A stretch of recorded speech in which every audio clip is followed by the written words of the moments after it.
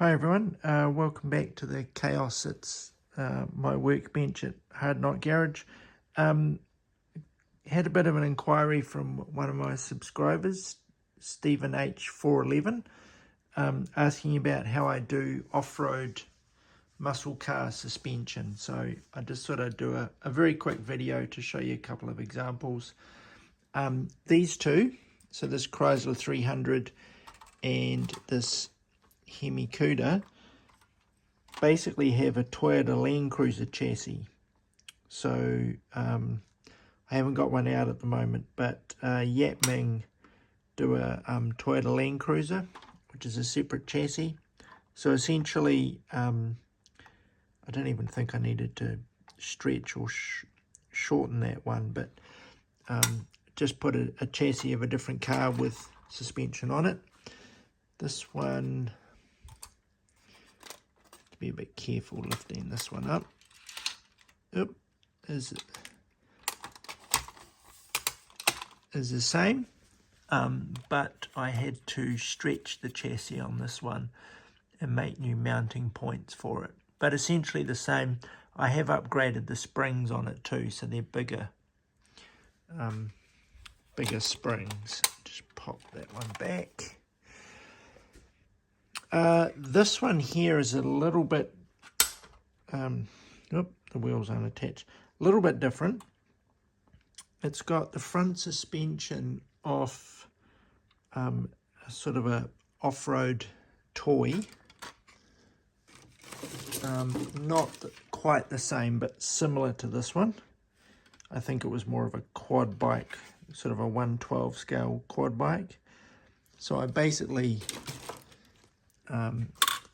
grafted that into the front with some scratch building modifications, and the rear is scratch built. So there's a tube chassis, tube axle, a couple of other tubes with some RC joints, and then some springs on the back.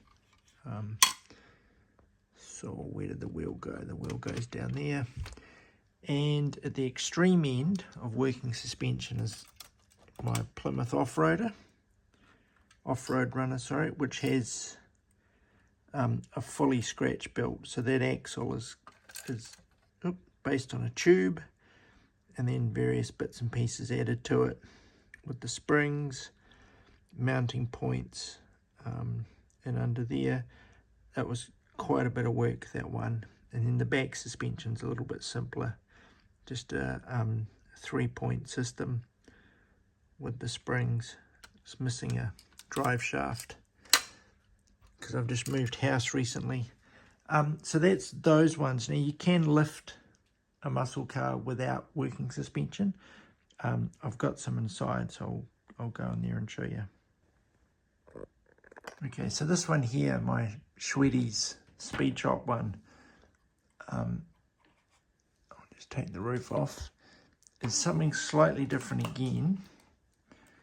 So this is 2-wheel drive, and the chassis is off a Highway 61 Chevy C10 with some extra or bigger springs put in, and looks like I've had to shorten or stretch the chassis, not quite, stretch it a little bit I think, to fit that one in.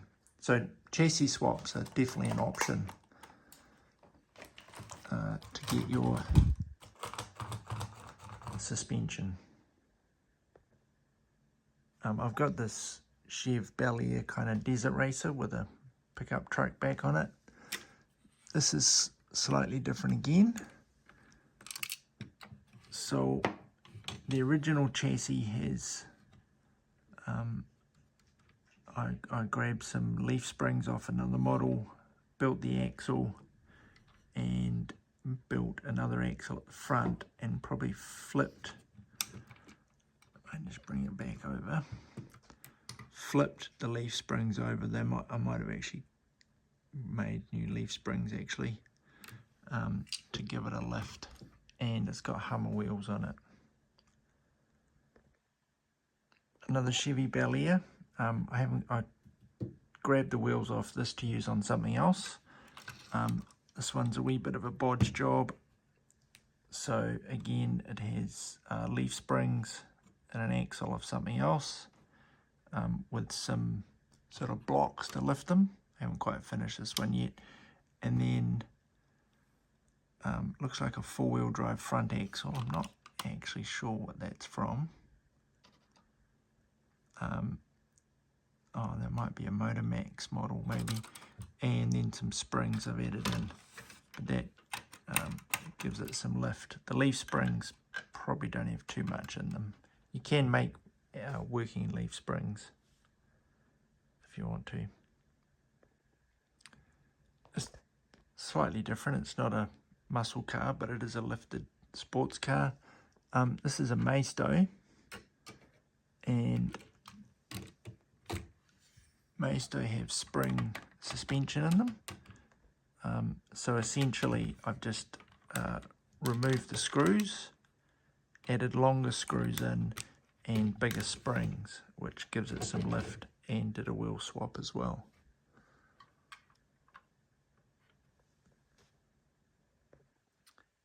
So if you take an A-Team van, although the one I used was actually just a plain white one, you can end up with something like this.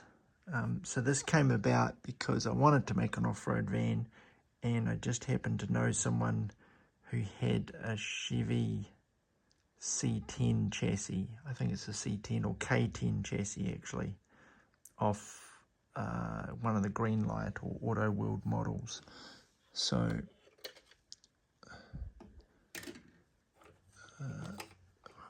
I'll leave that on. I carefully tilt that over. You can see it's got the original van chassis, and then it's got the Chevy C10 or K10 axles with some modifications. I think I might have had to move the leaf springs around. So let's just pop it back down. So non-functioning suspension, but lifted. I have to fix my bike now.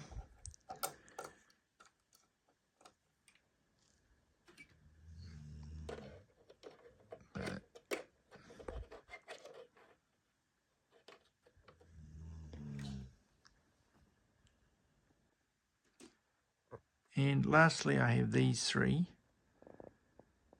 just to demonstrate basically altering the original suspension.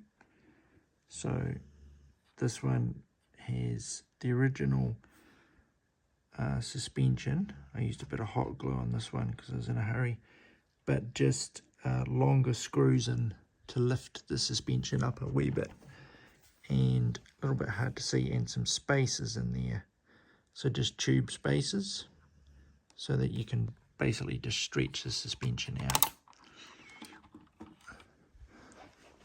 I think this one is similar.